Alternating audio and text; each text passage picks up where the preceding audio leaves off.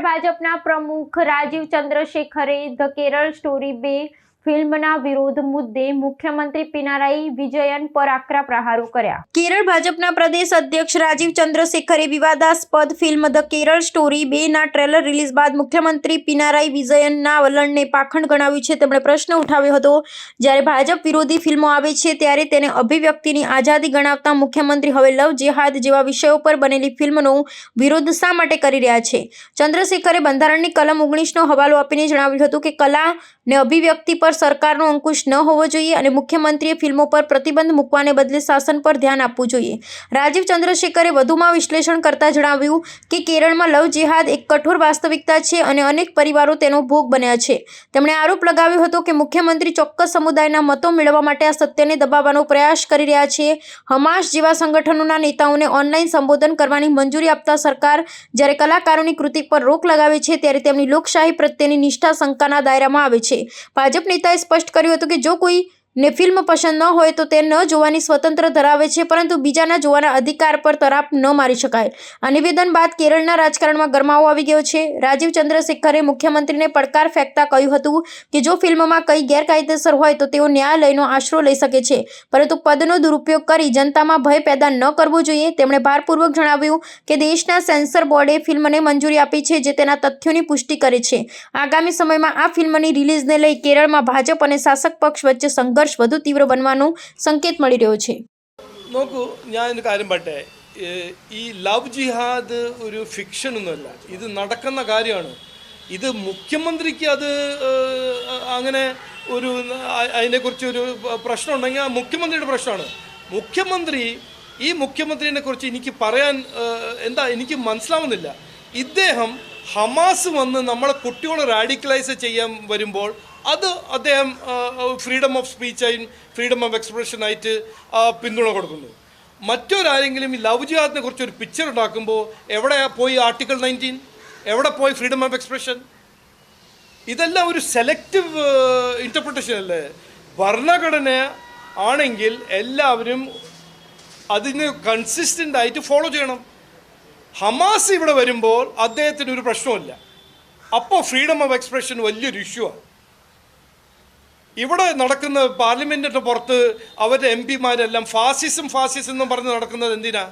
ഭരണഘടന എടുത്ത് നടക്കുന്നത് എന്തിനാ? അപ്പോൾ ഇവിടെ ഈ നാട്ടിൽ പിക്ചർ ലവ് ജിഹാദിനെ കുറിച്ചൊരു പിക്ചർ ഉണ്ടാക്കാൻ ആർക്കും അവകാശമില്ലേ?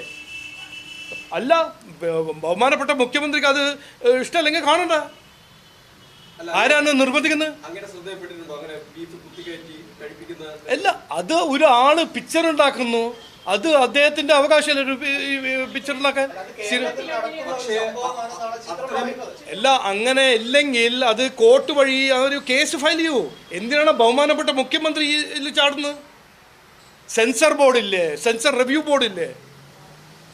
അല്ല, ഞാൻ ഹമാസിനെ കുറിച്ച് പറഞ്ഞപ്പോൾ ഞാനൊരു വർഗീയവാദിയാണെന്ന് ആരെ പറഞ്ഞത്? മുഖ്യമന്ത്രി അല്ല പറഞ്ഞത്. അപ്പം ഞാൻ എന്താ പറഞ്ഞത്? വർഗീയവാദിയാണെന്നോ മുഖ്യമന്ത്രി?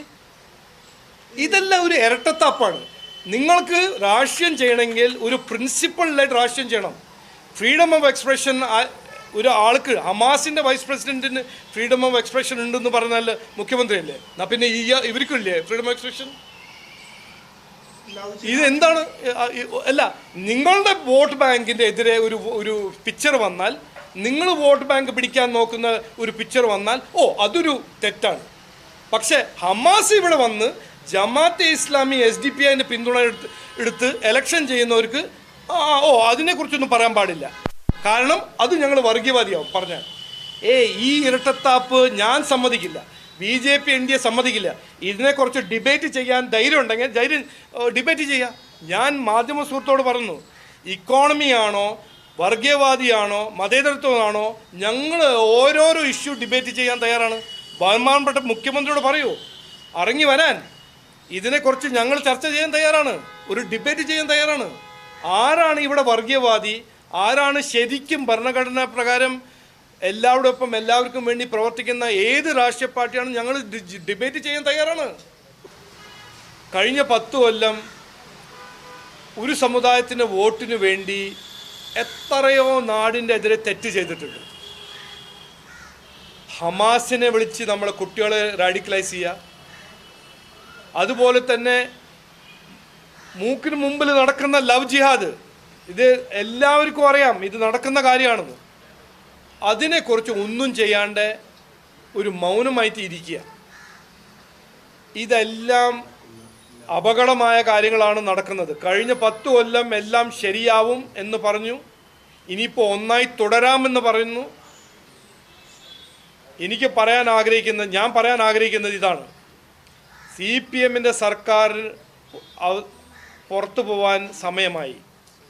കോൺഗ്രസിൻ്റെ ഒപ്പം എനിക്ക് അങ്ങനെ ഒരു എഗ്രിമെൻ്റ് ഒരു കാര്യത്തിലും ഇല്ല. പക്ഷേ കടക്ക് പുറത്ത് എന്ന് കോൺഗ്രസ് പറയുമ്പോൾ അത് ഞാൻ സമ്മതിക്കുന്നു. ഒരൊറ്റ വ്യത്യാസമേ ഉള്ളൂ. മാറി മാറി ഭരിച്ച കോൺഗ്രസും CPM ഞങ്ങൾ പറയുന്നതും ജനങ്ങൾ പറയുന്നതും രണ്ടുപേരും കടക്ക് പുറത്ത്. ഇനി വരേണ്ടത് ഒരു കേരളം, വളരുന്ന കേരളം, ഒരു വികസനം, എല്ലാവരുടെ ഒപ്പം എല്ലാവർക്കും വേണ്ടി ഒരു വികസനം സൃഷ്ടിക്കുന്ന ഒരു കേരളം, നല്ലൊരു ഭരണം, ജനങ്ങളുടെ പ്രശ്നങ്ങൾ പരിഹരിക്കുന്ന ഒരു ഭരണം ആണ് ജനങ്ങളുടെ ആവശ്യം.